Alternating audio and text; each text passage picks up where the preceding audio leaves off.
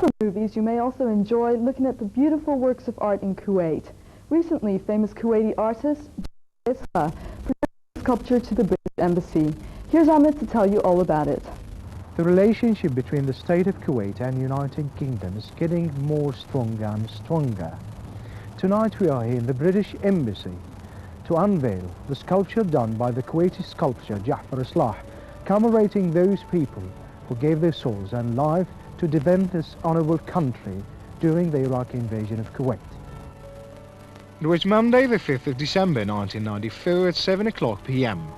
when the weekend crew went to the British Embassy located at Dasman by the Gulf Road to attend a ceremony to unveil a sculpture presented by prominent Kuwaiti artist Ja'far Islah.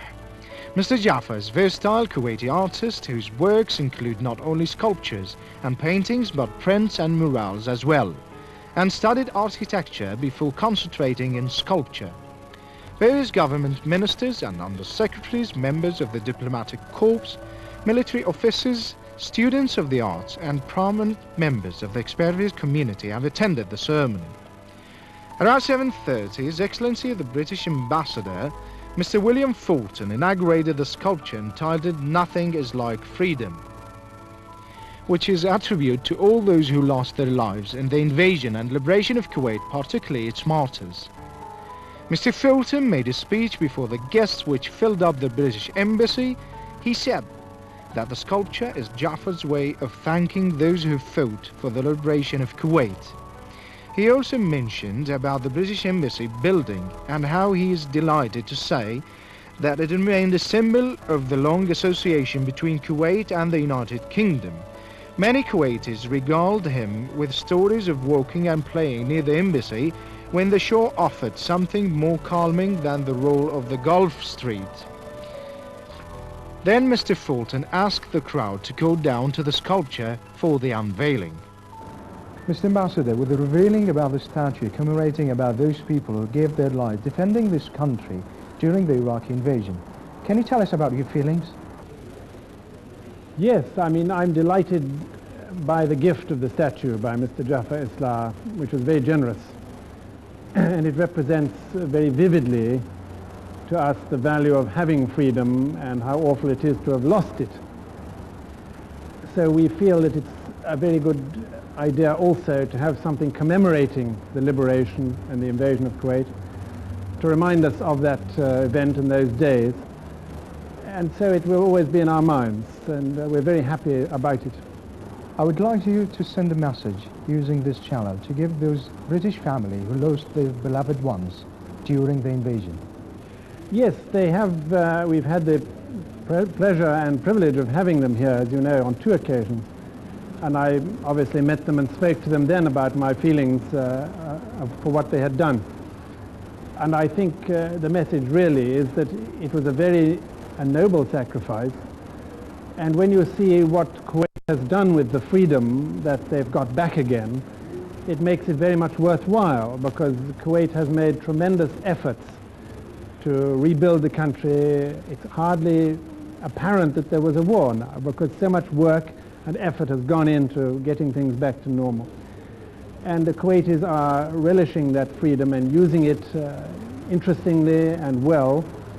And so although it's a terrible thing for anybody to lose a member of their family, the sacrifice has also, it's nice to know that it's been worthwhile, that the freedom gained has been well used and wisely used, and that a blow has been struck against a tyranny that is almost unimaginable in its offensiveness. Mr. Ambassador, if I may, let me move a little bit about this subject, about the statue, and talk about one of the important issues for the Kuwaiti people, and it's the issue of the POWs and detainees held in the Iraqi regime jail. What is Great Britain stands for this issue? We stand very strongly on the side, of course, of putting pressure on the Iraqis to get this problem resolved, and we've made that very clear. We've constantly put pressure at the United Nations, in Geneva, and in every other forum, and we're very concerned about it. It's an agony to people to know that, not to know what has happened to their loved ones, and it's a terrible situation for them to be in. We have put pressure, we are putting pressure, and we shall go on putting pressure until that issue is resolved, and we hope it will be resolved happily. The 3 to 4 ton sculpture, which is made of Jaisalmer stone and is now prominently displayed at the British Embassy gate,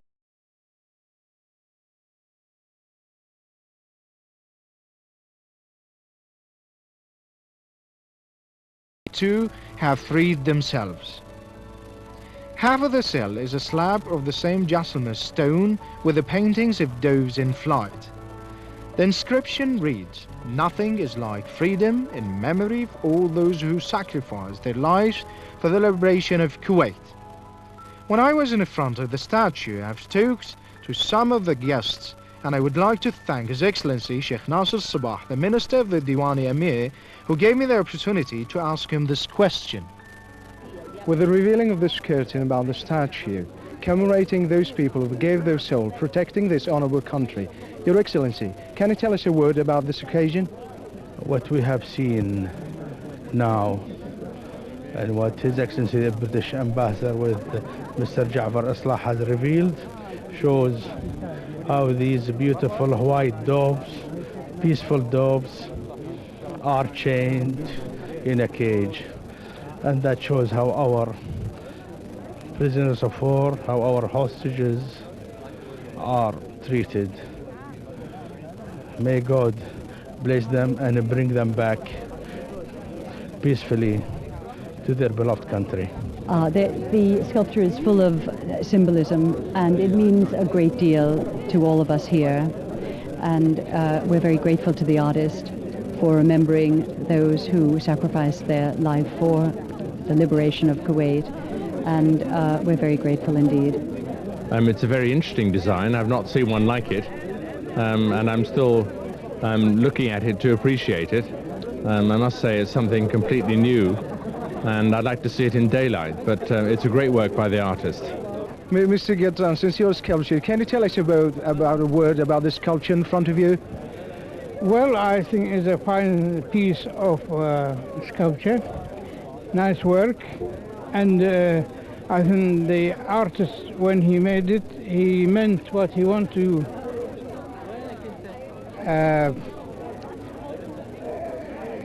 I think he meant for freedom, for this cage. I think it might,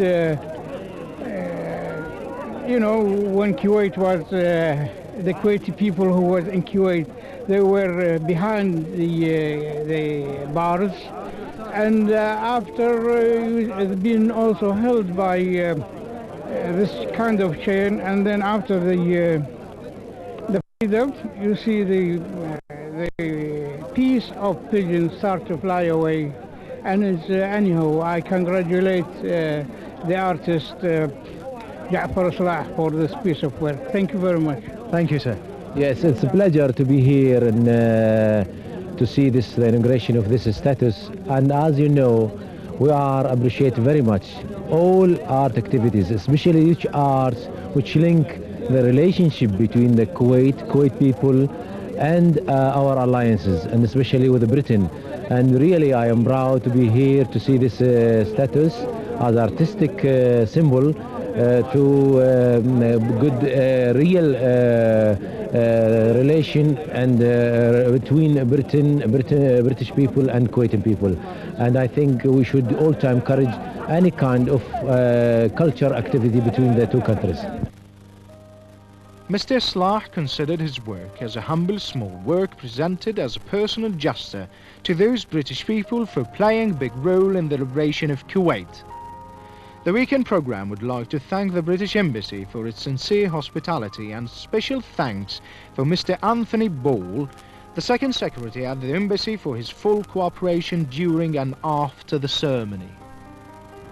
The State of Kuwait and its whole people would like to send their sincere appreciation to the government and the people of the United Kingdom for their support of Kuwait during and after the invasion.